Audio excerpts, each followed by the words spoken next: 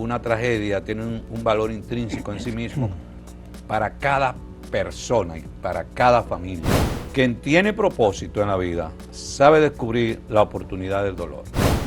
Nosotros visitamos muchos lugares, plazas comerciales, de todo. Nosotros no tenemos la más mínima idea del nivel de riesgo de esas plazas. No.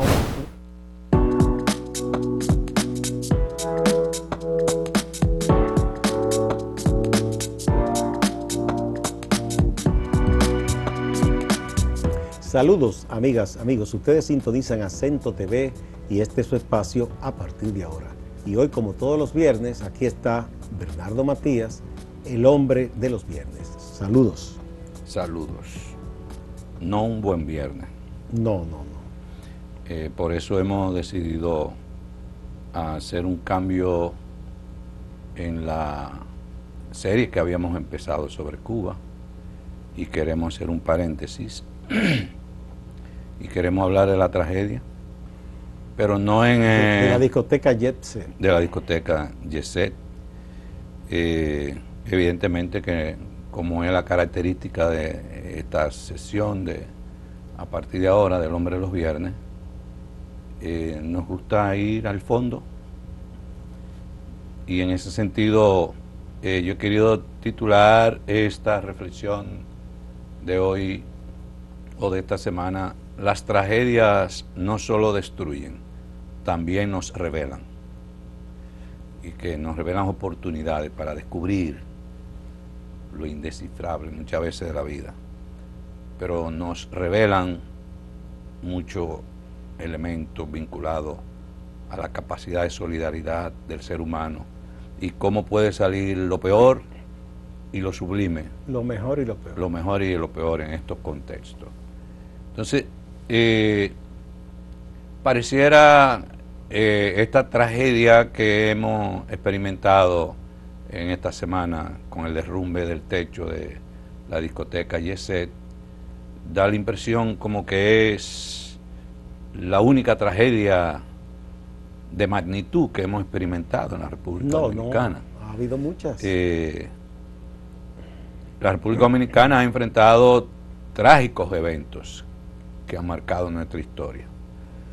Y lo que sí hay que tener claro, que más allá de las cifras, la tragedia, cada ser humano en sí mismo tiene un valor intrínseco en una tragedia. No se trata de ver solo si son muchos o pocos.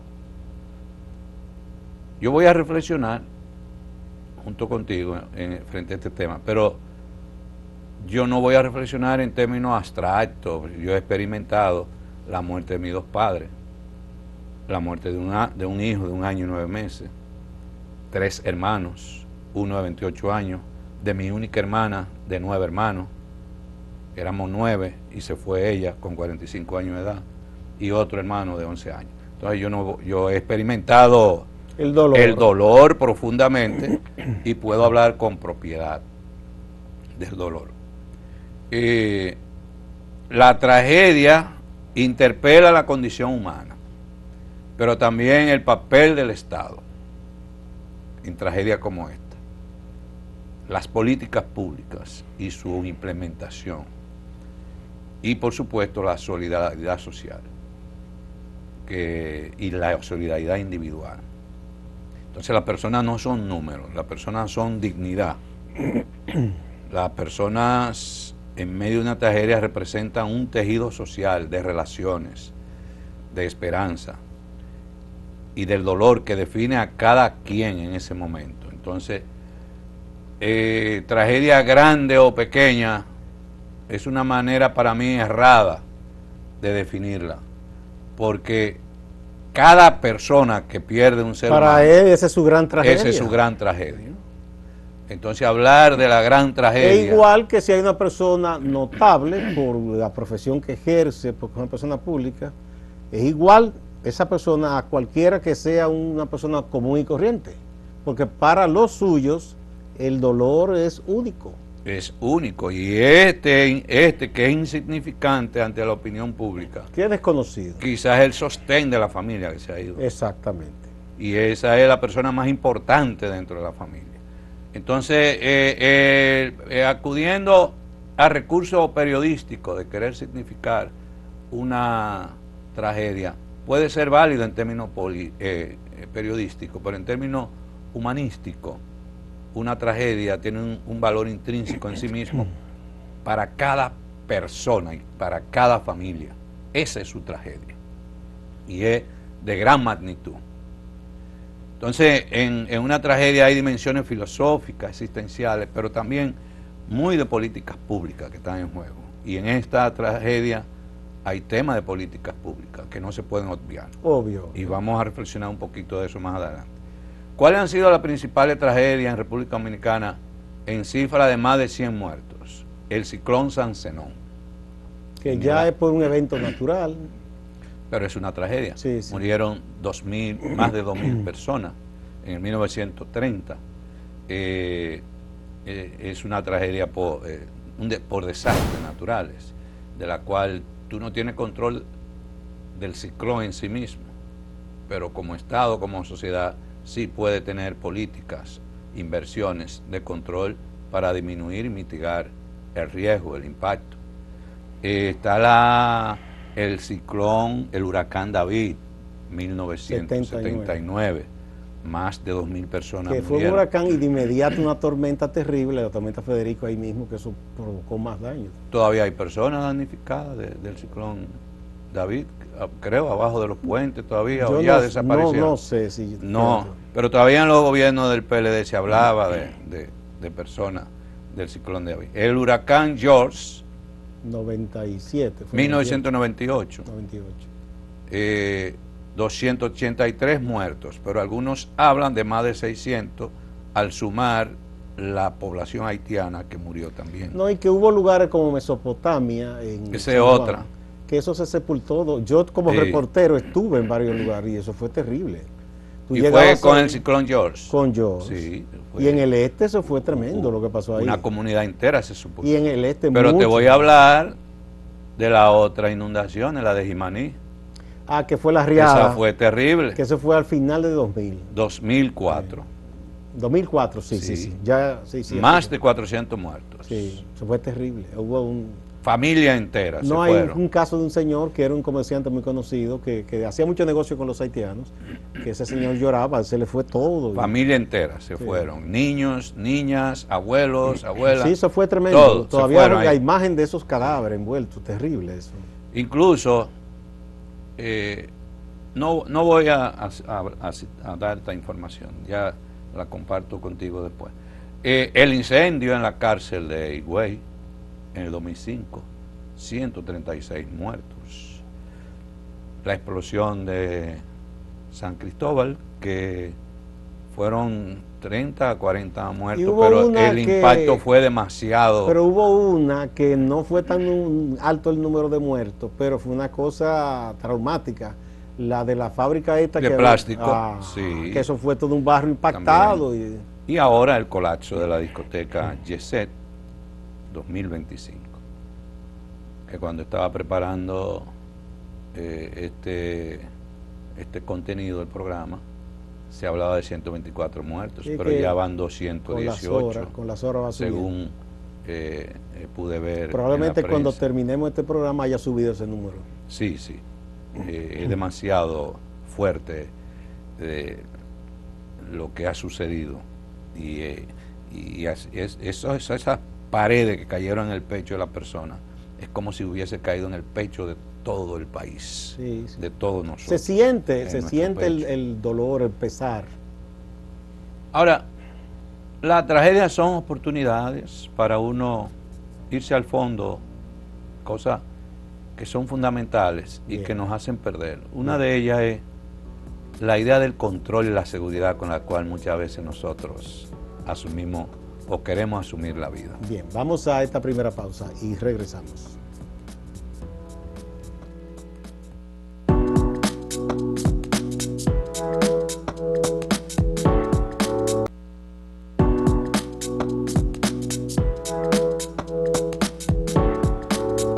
continuamos con Bernardo Matías, el hombre de los viernes. Pues sí, muchas veces nosotros estamos obsesionados por la búsqueda del control y la seguridad. Una tragedia como esta no vale.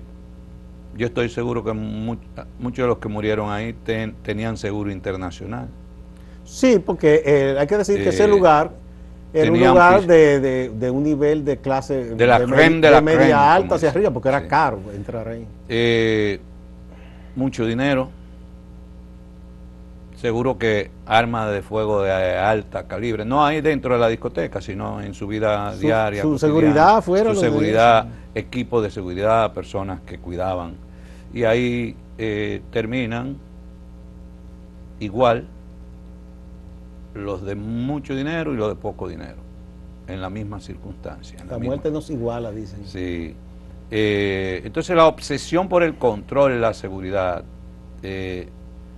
no puede orientar nuestra vida. Es una de las primeras reflexiones que me genera cuando veo esta, y algo evidente y explícito, la fragilidad de la vida humana y los límites del poder. Nosotros vivimos obsesionados por el poder.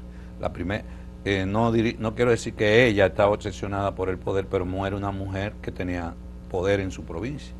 De hecho, muy cercana al propio presidente, que se fue muy afectado. Sí, muy cercana. Y hermana de una persona muy querida. Muere el presidente de la AFP Popular. Sí, sí. Entonces, el poder humano tiene límite. Pues, sin embargo... Creo que hubo un coronel de la policía también. Coronel, persona con mucho poder. Y ahí queda desarticulado, desestructurado todo ese poder por el cual uno a veces invierte enormes esfuerzos para que tan frágilmente se devorone. Entonces la muerte masiva conmociona, ¿verdad? Pero también une y obliga a la reflexión colectiva e individual. Quien tiene propósito, es un elemento muy de visión de mi vida, no solamente filosófica, sino de mi propia perspectiva de fe. Quien tiene propósito en la vida sabe descubrir la oportunidad del dolor. Es decir, el dolor ofrece oportunidad para uno poder descubrir qué hay detrás del dolor. Yo recuerdo cuando murió mi hijo, Jonathan, que fue de dengue, que murió, 1 año y 9 meses. Yo dije, la única pregunta que yo le tengo a Dios es, ¿qué quieres de mí? No por qué a mí, porque cuando yo digo, si yo pregunto por qué a mí, es una pregunta egoísta, porque estoy... Tú estás diciendo, ¿y por qué no se lo hiciste a otro? No. ¿Qué quieres de mí? Es decir, descubrir la oportunidad del dolor. Ahora, en mi experiencia personal, el dolor de la muerte, hay 3 cosas que son importantes para uno, porque cuando a ti se te muere un familiar muy querido, es una mochila llena de piedra que tú llevas con ella toda la vida, pero tienes que aprender a hacerla ligera. La solidaridad es muy importante, entonces yo invito a cada amigo, amiga, familiar, a estar de cerca con lo sufrido. La fe es importante. Para mí... solidaridad, fe... Y el tiempo. Y el tiempo. Tú vas en el tiempo aprendiendo a acomodarte. Pero simplemente porque pasa el tiempo o haciendo algún tipo de ejercicio con el transcurrir. No es que pase el tiempo, que en el tiempo tú vas teniendo otras experiencias, nuevas experiencias que van haciendo liviana y ligera la carga. Pero no quiere decir que esa mochila se te va de la espalda. Tú la llevas siempre, esa mochila.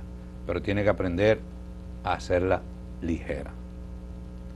Y lo que le da ligereza a la mochila es el sentido del propósito, de tú saber que cada quien en esta tierra nace para un propósito, pero tú tienes que tener proyecto de vida.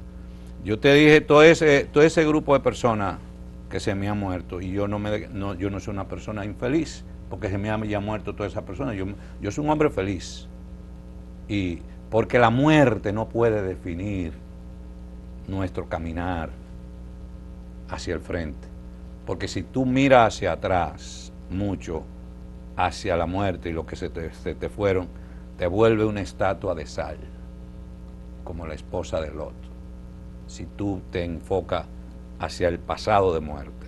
Por eso Jesucristo dice, dejad que los muertos entierren a sus muertos. No es que Jesucristo estaba siendo indolente, es que la muerte no puede marcarte la continuidad de tu vida. Yo he asumido con el tiempo una filosofía de vida, porque también he perdido seres queridos desde cuando era niño, incluyendo un hermanito que era como mi par en la familia. Y fue algo doloroso para un niño, pero he aprendido con el tiempo, investigando, estudiando, ejercitándome, he aprendido que la muerte hay que verla como el proceso muerte, porque eso tarde o temprano te va a tocar. Claro. Se te va a tocar a ti mismo en un momento, pero te va a tocar con seres queridos. ¿Y qué tal si decimos el proceso vida, más que el proceso muerte? O bien, o la fase. Es una fase que alguien termina, es esta parte de lo que es el vivir, porque yo creo que más allá de aquí hay vida. Yo estoy firmemente convencido de eso. Entonces, es una fase que hay que vivirla. Sí. Es dolorosa, te toca a veces directamente, a veces indirectamente con amigos, personas queridas, compañeros de trabajo, pero hay que aprender, hay que estudiarla, comprenderla, entenderla. Quizás es una parte que en las culturas occidentales no aprendemos mucho. Sí. Esta reflexión que estamos haciendo no le sirve para nada todavía. No. A los que están... No, están en medio están destrozados en este momento. Por eso ir a darle el pésame a una persona y decirle, no llores, ten fe, ya él está descansando. No, son palabras necias. No. Tú le puedes dar un abrazo porque y expresarle sin palabras tu acompañamiento. La reflexión que estamos haciendo es una invitación, no es resignación, es resiliencia. Exacto. Entonces, me gustaría que los muchachos puedan presentar el cuadro, un cuadro que yo preparé sobre resignación y resiliencia. Lo voy a leer por un asunto de tiempo, me hubiese gustado ir viendo cada uno de los detalles. Resignación es aceptar el desastre como algo inevitable, sin posibilidad de cambio. La resiliencia es aceptar la realidad del desastre, pero buscar adaptarse y rediseñarse. Y aprender de lo sucedido. La resignación es la pasividad ante el dolor. La resiliencia es acción a partir del dolor. El dolor te empuja a plantear salidas y respuestas frente a las tragedias. Respuesta en todas las dimensiones de tu vida. Resignación es lo que Dios quiso, no hay nada que hacer. Eso no tiene nada de fundamento bíblico ni de fe. La resiliencia es qué podemos aprender y cómo seguimos adelante. Y la pregunta que yo, de mi perspectiva de fe, me hice cuando murió Jonathan, ¿qué quieres de mí? No por qué a mí. ¿Cuáles fueron las causas? Y en términos de políticas públicas, ¿cuáles son las políticas públicas que fallaron? Ahí fallaron políticas. ¿Y cuáles hay que mejorar? ¿Cuáles hay que mejorar? Puede llevar a la inacción o a repetir errores la resignación. La resiliencia no. Impulsa a la reconstrucción y a la transformación de lo colectivo y de lo individual. Bien, vamos a otra pausa y volvemos.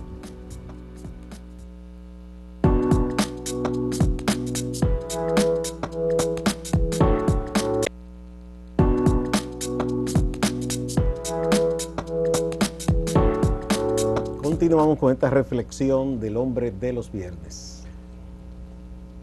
Resignación se basa en el conformismo. Y pasividad. La resiliencia es esperanza activa. Me gusta eso, esperanza activa. activa. No es un simple sueño, es activa. Espero, pero hago. Tengo que construir nuevos escenarios, nuevas relaciones. Tiende a apagar la memoria y la crítica, la resignación. La resiliencia conserva la memoria, lo que tú me contabas hace un rato, pero promueve el cambio. y se asume una mirada crítica frente a la tragedia y sus causas. Hay que ver qué pasó ahí, qué falló. Claro, hay que buscar respuesta. Tiene que haber investigación. Y consecuencias también. Y esa idea irresponsable en términos de fe, como yo he dicho, es un hombre de fe, yo soy un hombre que hago oración, leo la Biblia, medito. Tú eres un cristiano. Yo soy cristiano. Práctico. Pero jamás se me va a ocurrir decir que eso se derrumbó porque la gente estaba de fiesta. O porque Dios lo quiso así. Dios lo quiso así. No, porque estaban en pecado, en parranda. No, pero ¿y cuántos aviones se han caído? Y la gente lo que iba era durmiendo en ese avión. ¿Cuántas iglesias no se han derrumbado o han sido atacadas? Casas de familia que se han derrumbado. O niños que están en su casa y por problemas de los gobiernos hay una invasión, un bombardeo y matan a ese niño. No, ¿Qué pecado tiene ese niño? Un ciclón, un terremoto. Lo que pasó en San Cristóbal, murieron muchísima gente que estaba en las calles, que estaban trabajando, vendiendo para poder sobrevivir. Es una forma irresponsable y fanática de la fe. Pero además atribuirle a Dios casi una maldad. Claro. Como si Dios fuera un Dios vengativo. Oh, pero ¿y qué tiene que ver Dios con que ahí haya habido fallo en términos de gestión de riesgo? De que haya habido una construcción fallida. Ahí es el Estado el responsable de que primero el sector privado y después el Estado. Y el Estado, entonces no mistifiquemos un problema político, económico, social que hay que darle respuesta frente a un hecho. Lo que pasa es que la salida más fácil es decir Dios lo quiso así. Por eso es irresponsable. Sí, eso es. Entonces, viéndolo en términos de política pública frente a desastres, necesidad de gestionar la ciudad con una alta contracción, con responsabilidad pública. No se puede estar dando autorizaciones de construcciones ni de reparaciones sin una verdadera supervisión. Pero sobre todo la permisología, como se le llama. Sobre todo la supervisión permanente, porque ese local se reformó hace unos años. ¿Cuántas veces fue inspeccionado de nuevo? Yo recuerdo haber visto en la ciudad de Nueva York restaurantes que en un momento viene de pronto sin que tú le estés esperando un inspector de salubridad. Vamos a ver la cocina, vamos a ver los baños. Pero vamos a ver una cosa. Pero permanentemente supervisando, o sea, los lugares de acceso público deben ser inspeccionados permanentemente. La supervisión y tener sistema de alerta temprana. Yo te pregunto a ti, nosotros visitamos muchos lugares, plazas comerciales, de todo. Nosotros no tenemos la más mínima idea del nivel de riesgo de esas plazas. No. Ni el más mínimo. Pero tampoco tenemos noción de si el Estado hace la supervisión apropiada de cada uno de esos edificios. La permisología de construcción, de inversión. Pero no solo cuando se construye, sino yo digo permanentemente. Porque eso tenía muchísimos años que se había convertido, se convirtió en discoteca, y yo dudo que alguien pasara después a ver cómo eso estaba. No, te voy a decir algo, yo no soy experto en vaina de ingeniería ni nada de cuestión, pero tengo mínimas ideas de que un cine, la estructura de un cine no tiene las mismas condiciones de construcción que la de una discoteca, porque en el cine es una población pasiva que está. Se proyecta una película. Y se proyecta una película. Pero no hay equipo de alta fidelidad sonando todos los días. Exacto. Cada vez más los países en desarrollo invierten en infraestructura resiliente. Significa infraestructura con capacidad para resistir impacto de riesgo, que tienen capacidad de acomodarse a los riesgos. Por ejemplo, en Japón, estos edificios inteligentes que dicen cuando hay, porque en Japón hay muchos terremotos, entonces ellos han ido aprendiendo. Son toda una escuela respecto a eso, sí. Hay que valorar y reconocer realmente el gran trabajo que han hecho todos los rescatistas. No, ese personal, que son los invisibles muchas veces. Ese personal se ha entregado en cuerpo y alma. Todo los comepiedras. Sí. Los comepiedras. Toda esa gente que estuvo trabajando. A eso hay que hacer un reconocimiento.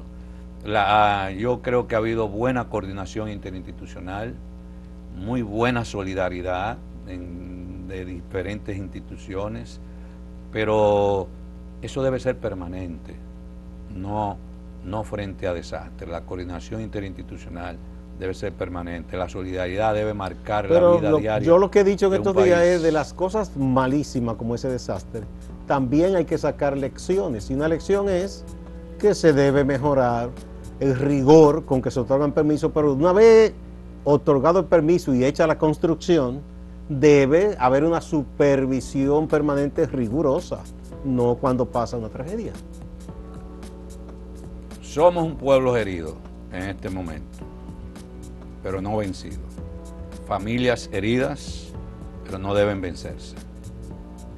Las familias tienen que vivir su dolor, pero jamás derrotarse, ni dejar que la tragedia les paralice y le haga perder el sentido de propósito de vida y de mirar hacia el frente, hacia adelante. Sí, por tanta gente buena que ahí se nos fue, lo que son personas comunes, los más conocidos, o sea, gente muy querida como yo estuve ayer en esa persona del béisbol, pero también despidiendo a alguien en también Alcarrizo. Ruby Pérez, que era una persona querida, un artista humilde, bueno.